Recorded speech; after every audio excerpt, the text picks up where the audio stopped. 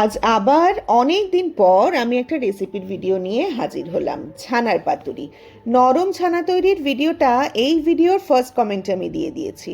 মোটামুটি 200 গ্রামের মতো ছানা আমি এখানে ব্যবহার করছি। ছানা হাতের তালু দিয়ে খুব ভালো করে স্ম্যাশ করে নিতে হবে। এবার তার মধ্যে দিলাম 1 চিমটে হলুদ গুঁড়ো আর 100 গ্রাম মতো হাঙ্গ কার্ড।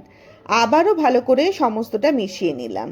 এবার ওই ছানার মধ্যে 2 টেবিল স্পুন কোরানো নারকেল, 2 টিস্পুন সর্ষে পোস্ত বাটা, ½ টিস্পুন নুন, ½ টিস্পুন চিনি দিয়ে তার মধ্যে 2 টিস্পুনের মতো সর্ষের তেল দিয়ে খুব ভালো করে মেশালাম। সর্ষে বাটার মধ্যে 1 টিস্পুন সর্ষে, 1/3 টিস্পুন পোস্ত আর 2টো কাঁচা লঙ্কা সামান্য নুন দিয়ে আগেই বেটে রেখেছিলাম। এবার ওই ছানার মধ্যে গন্ধরাজ লেবুর বেশ খানিকটা জেস্ট অর্থাৎ সবুজ অংশটা একটু ঘষে দিলাম, আর সাথে দিলাম 1 টিস্পুন গন্ধরাজ লেবুর রস। আবারও পুরোটা খুব ভালো করে মিশিয়ে রান্নাটা আমি লাউ পাতায় করছি, আপনারা চাইলে কলা পাতা বা কুমড়ো পাতাতেও করতে পারেন।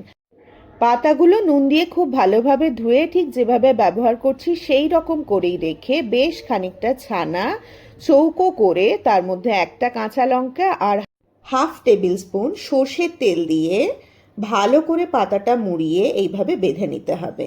একইভাবে বাকি পাতুরিগুলো একসঙ্গে বেঁধে নিলাম। এবার একটা তাওয়ার মধ্যে সর্ষের তেল ব্রাশ করে তাতে পাতুরিগুলো বেশ কিছুক্ষণ ধিমে আঁচে এপিট ওপিট করে সেঁকে নিলাম। মোটামুটি মিনিট 10 কিন্তু লো ফ্লেমে এই রান্নাটা করতে হবে।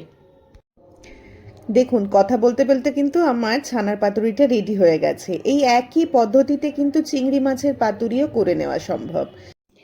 যারা ঝিঙে, পটল, কুমড়ো খেতে খেতে ফেড আপ হয়ে গেছেন তারা এটা অবশ্যই একবার ট্রাই করে দেখুন। গরম ভাতে এই পাতুরির স্বাদ কিন্তু ভোলবার নয়। আর ভিডিওটি কেমন লাগলো জানাতে ভুলবেন না, আর ভালো লাগলে প্লিজ একটা লাইক, কমেন্ট আর শেয়ার করবেন।